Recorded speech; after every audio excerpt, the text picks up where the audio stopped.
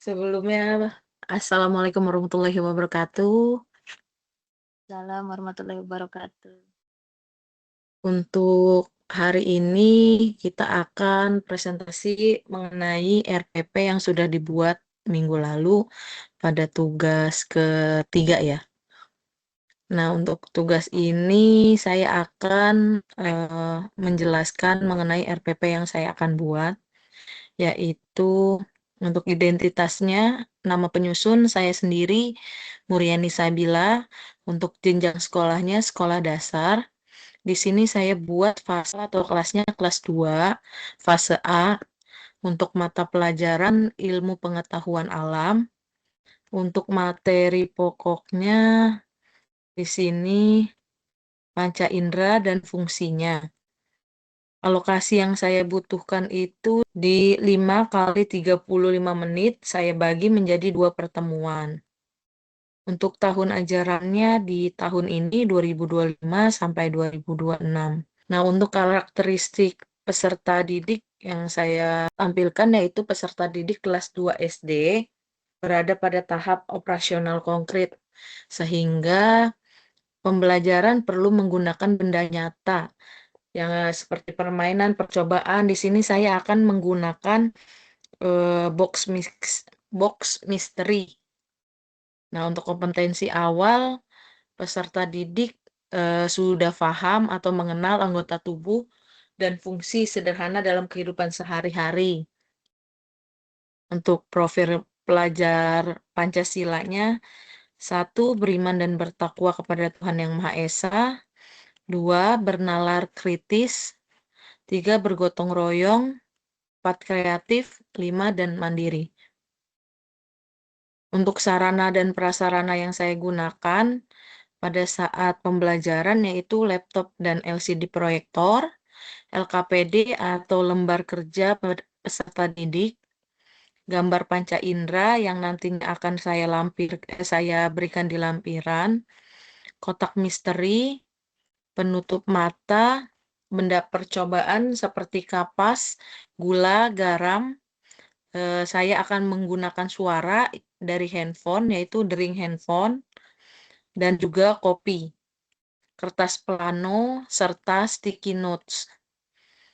Nah, untuk target peserta didik atau peserta didik yang akan saya ajar yaitu regulernya kelas 2 SD. Model dan metode pembelajaran. Untuk modelnya problem-based learning dan cooperative learning. Metodenya tanya jawab, diskusi, eksperimen, demonstrasi, permainan edukatif, dan presentasi. Untuk capaian pembelajaran yang saya harapkan yaitu pada akhir fase A, peserta didik dapat mengenal bagian tubuh dan panca indera, serta mampu menjelaskan fungsi-fungsi panca indera dan cara merawatnya. Untuk tujuan pembelajarannya, dari peserta didik dapat menyebutkan 5 panca indera dengan benar, menjelaskan fungsi masing-masing panca indera, dan menggunakan panca indera untuk mengenali benda di sekitarnya, menjelaskan cara menjaga kesehatan panca indera, serta menunjukkan sikap aktif, percaya diri, dan bekerja sama dalam kegiatan kelompok. Untuk pemahaman yang bermakna yaitu panca indera dapat membantu manusia untuk mengenali lingkungan sekitar, sehingga harus dijaga dan dirawat dengan baik. Untuk pertanyaan yang saya gunakan nanti pada saat pembelajaran, yaitu bagaimana kita bisa mengetahui bau masakan dari dapur, mengapa kita bisa mendengar suara dering handphone, apa yang terjadi jika salah satu panca indera tidak berfungsi, dan bagaimana cara menjaga kesehatan panca indera. Untuk pertanyaan ini hanya beberapa yang saya lampirkan di sini ya. Untuk materi pembelajarannya, untuk yang pertama itu macam-macam panca indera. Ada 5 macam panca indera yaitu mata, hidung, telinga, lidah, kulit. Untuk fungsinya, mata untuk melihat, hidung untuk mencium aroma, telinga untuk mendengar, lidah untuk mengecap, serta kulit untuk meraba.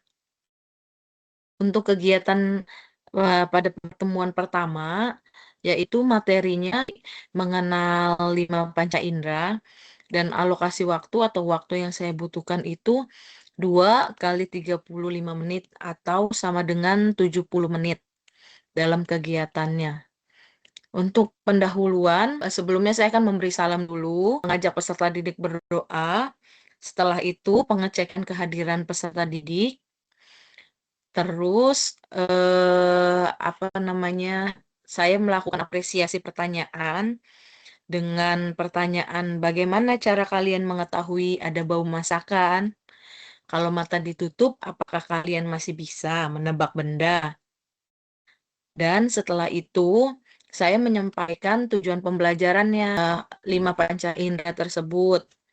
Serta setelah itu menyanyikan 5 panca indera dengan lagu Balonku Ada 5. Setelah itu yang terakhir peserta didik atau murid mengerjakan asesmen sederhana. Nah, pada saat kegiatan inti, itu guru akan menayangkan atau saya akan menayangkan gambar dan video tentang panca indera. Dan peserta didik akan mengamati gambar dan video yang saya berikan. Untuk mengorganisasi peserta didik, saya membagi dalam beberapa kelompok. Nah, setiap kelompok itu mendapatkan lembar kerjanya. Lalu setelah mendapatkan lembar kerja, peserta didik akan mencocokkan panca indera dan fungsinya. Lalu saya akan membimbing diskusi kelompok tersebut, seperti kelompok pertama itu menjelaskan atau mencocokkan panca indera mata dan fungsinya untuk melihat. Nanti akan dijelaskan oleh kelompok pertama.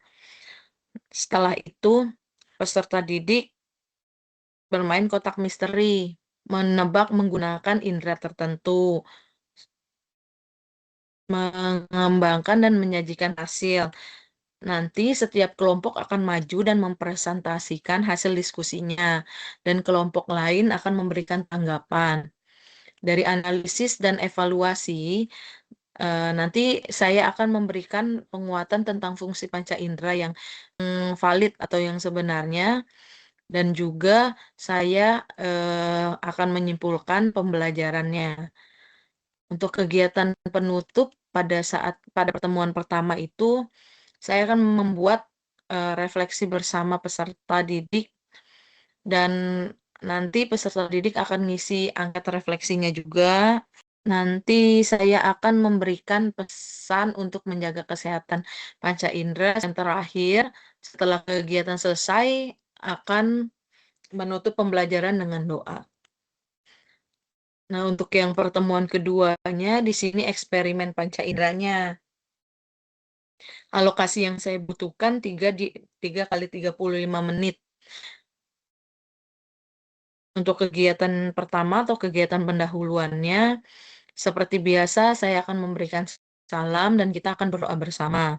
Selanjutnya dilanjut dengan melakukan ice breaking, serta saya menyampaikan tujuan pembelajaran, memberikan pertanyaan pemantik lagi tentang fungsi panca indera. Untuk orientasi masalah, saya menjelaskan kegiatan eksperimen panca indera yang akan dilakukan nanti. Mengorganisasi peserta didik, membagi peserta didik menjadi beberapa kelompok dalam 5 pos eksperimen. Nah, 5 pos eksperimen ini saya buat dari kelima panca indera. Untuk pos yang pertama itu pos mata. Di sini peserta didik akan mengamati warna dan benda dari jarak tertentu. Saya akan buat dari kertas origami yang banyak warnanya. Nah, untuk pos hidung akan menebak bau kopi. Untuk pos telinga menebak sumber bunyi. Nah, itu dari dering handphone. Nanti saya akan memberikan suara melalui dering handphone. Untuk lidah itu saya akan menyediakan kecap manis, garam, dan juga asam dari lemon. Itu untuk pos lidah. Untuk pos kulit, ini akan menggunakan kapas dan akan diraba kapasnya. Ini teksturnya seperti apa, dan nanti peserta didik akan menulis di LKPD untuk hasil pengamatannya. Lalu peserta didik saya minta untuk membuat poster cara merawat panca indera. Mau gambarnya seperti apapun, yang penting itu dari ide dari masing-masing kelompok nantinya. Tuh. Untuk analisis dan evaluasi, saya akan memberikan penguatan dan evaluasi bersama kesimpulan peserta didik. Nanti peserta didik juga membuat kesimpulan cara kita merawat panca indera atau macam-macam panca indera yang tadi sudah dibuat di pos itu seperti apa. Nanti peserta didik akan membuat kesimpulan seperti itu. Nah, kegiatan terakhir yaitu seperti biasa peserta didik menyanyikan lagu Lima Panca Indera dengan nada Balonku Ada Lima. Lalu saya akan melakukan refleksi juga. Terus peserta didik mengerjakan asesmen sumatif. Dan setelah itu di pembelajaran di waktu terakhir atau saya akan menutup pembelajaran dengan doa. Dan selanjutnya asesmen diagnostik. Asesmen diagnostik dilakukan melalui pertanyaan awal dan LKPD sederhana. LKPD sederhana itu nanti akan saya lampirkan di lampiran. Nah, asesmen formatif dilakukan melalui observasi aktivitas peserta didik, tanya jawab, diskusi kelompok, LKPD di akhir pertemuan. Untuk rubrik observasinya ini ada 3. Asesmen summatifnya, bentuk asesmen itu kita menjodohkan panca indera dengan fungsi nanti yang akan ada di lampiran, saya lampirkan. Praktik menggunakan panca indera untuk mengenali benda, yang tadi untuk praktiknya. Dan untuk rubrik penilaiannya di sini ada indikator perkembangan cakap dan mahir.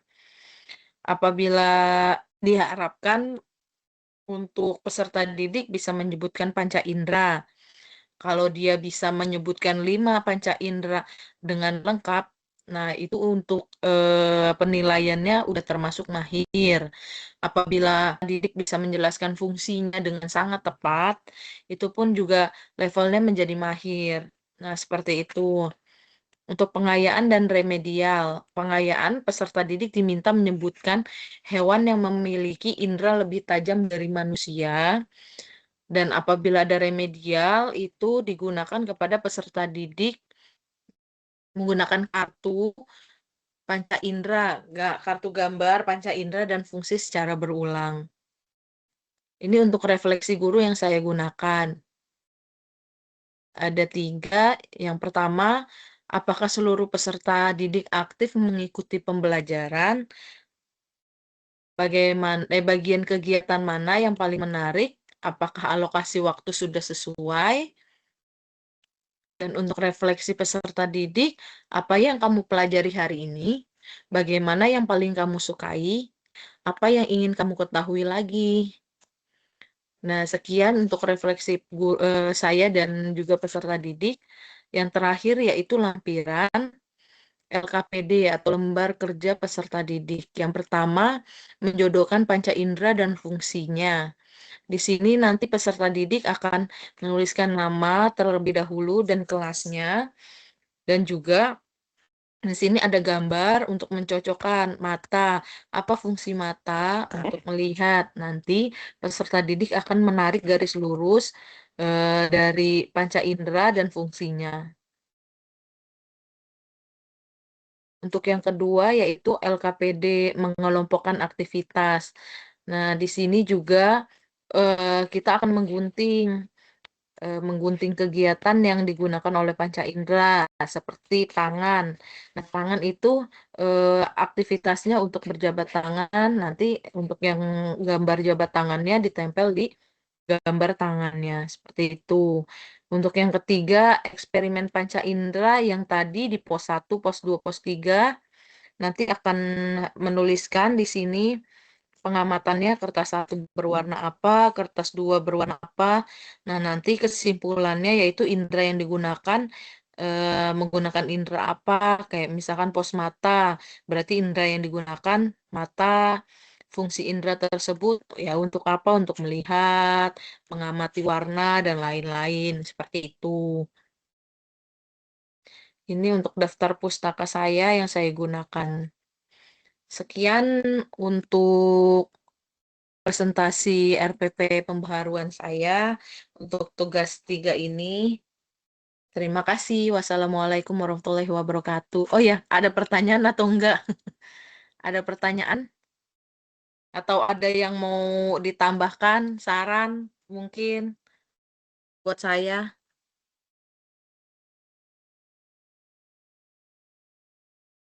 Masih mood. Cukup, Bu. Cukup, cukup jelas ya? Bu, jelas. Ya, terima kasih.